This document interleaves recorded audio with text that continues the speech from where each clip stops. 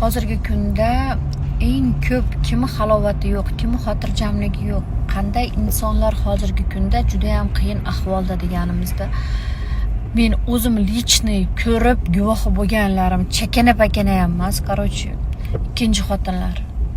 Rassa chiroyli qizlar, ishonasizlarmi? Endi shu chiroyli qizlar xaraktermi, taqdirmi bo'lib uyga qaytib kelib qolgan qizlar, uyga kelib o'tirib, uydagi уже kelgandan keyin kelinlar ham unaqa qabul qilmaydi, ota-ona ham уже qaytib kelgan qiz haliginaqadan tashqari degandek, keyin iloji ko'chaga chiqadi. Ish istab chiqqandan keyin bitta chiroyli hojiga kelishadi, bitta ham chiroyli bolaga kelishadi. Hali bola afsuski ashq qizni ko'rgandan keyin birinchi xotini bilan baxtsizligini aytadi.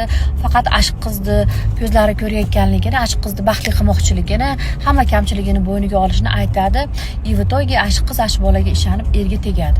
Erga tegib oradan yillar o'tadi va xo'sh, farzandli bo'ldingiz. Farzandli bo'lgandan keyin albatta siz уже ikkinchi xotin emassiz, siz уже onasiz.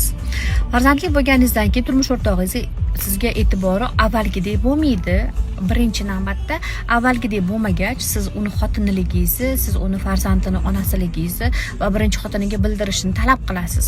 Talab qilganingizdan keyin ana biladi, ana endi hayot boshlandi. Bir-birlarini o'qitayotgan, og'zingiz qiyshaygan, boshingizni ko'tara olmay qolayotgan, qon qusayotgan, xullas eng halovati yo'q insonlar hozirgi momentda men o'zim guvoh bo'lganim bo'yicha aytaman, ikkinchi xotinlar.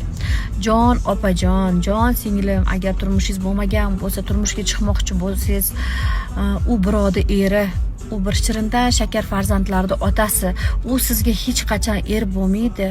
Hech qachon farzandlarini tashlab siz bilan umrining oxirigacha birga bo'lmaydi. O'zingizni qurolga aylantirmay hurmatli ikkinchi xotin bo'lmoqchi bo'lgan